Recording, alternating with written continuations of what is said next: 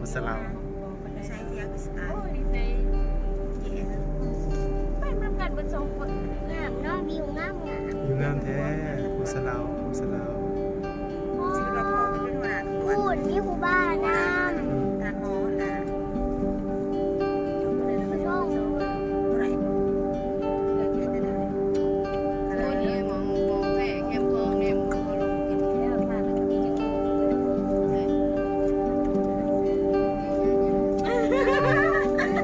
สิเป็นลง เราพูดอยู่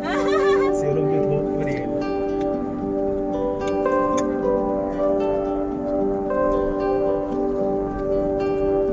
วิวงามมาก อยู่งามแท้วันนี้คนหลายเนาะอยู่หาดสลาวมันเช้าเกิดประเด็นบริซื้อสมองมีแต่โพสเกิดนะครับนะ จะยิง แน่เลยนี่เขาเป็นยังไง ข้ามแม่น้ำคลอง ถ้าจะไม่เคยนะบอกว่า ทางไปสลาวทางไปตะเกียบ มันจะไม่เปลี่ยนเป็นดอกเลยดีกว่ามันชอบ มันเบื่อเขาก็ต้องไปสมัครมีอะไรจะ เริ่ม ไป ไปมาก แล้วนี่นี่ ทางนั้นไม่รู้ผลขึ้นไม่ตัว เพราะเขาสิไปผู้สลาวก่อนเลยเขาสิขึ้นพุ่นบ่ก่อน ขึ้นมา แล้วจะหากินไม่หาจะเราวัน ซีแรกๆเขาจะลงมาอาย หาดสลาวพุ่นไปพุ่นเลย ทางก็ได้เด้อไปทางไหนล่ะ ไปเลยไปเลยซื้อเล มั ย นเท่าค่ามากเขาจะขึ้น จึงแวะขึ้นไป มั นะ นแดดตอนนี้มันแดดอยู่เลย บ้างก็ว่า ถูกคนหนึ่งนั่นแหละ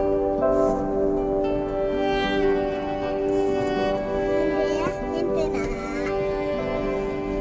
ตานี่มันน้ำอย่างบางทีแต่ยังไม่ซื้อมันได้ เดี๋ยวจะได้งาม น้ำมันหรือว่าง่ายนี่เงินกระแสน้ำเฮาเนาะอะไรจะออดเอาไปเอามาเฮาอยากใส่เงินน้ำผู้ชายมาใส่เงินน้ำผู้หญิง เสียดายลุ้นสมัยเกิดประท่านนอนอันนี้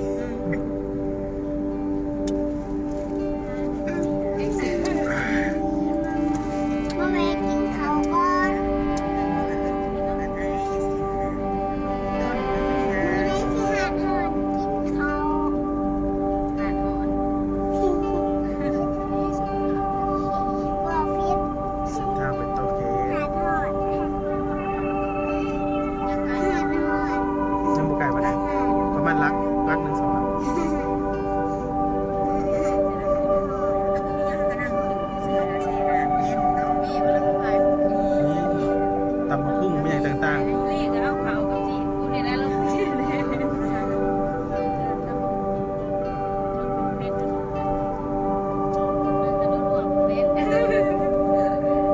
มันว่าบาปมันว่า ๆมาไปเลย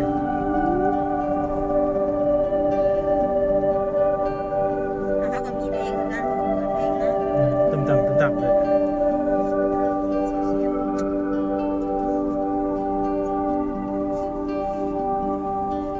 ใหญ่เนี่ยเลยมันเป็นคนดีเลยได้ยินตัวบอกว่าไปคนนี้เลยใหญ่ไปอยู่คนแล้ว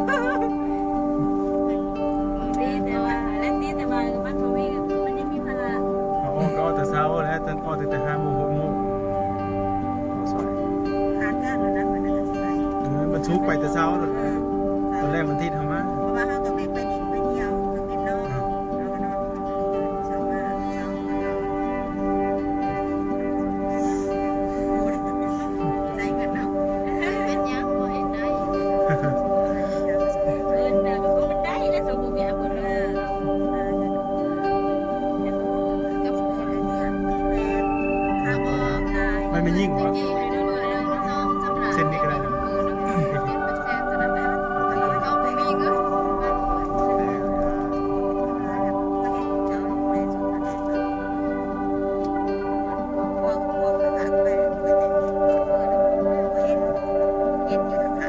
ไอ้สิจะพบได้เลยบ่อยากได้ ตอนนี้กำลังข้ามไปโตเกียว เจ็บร้อย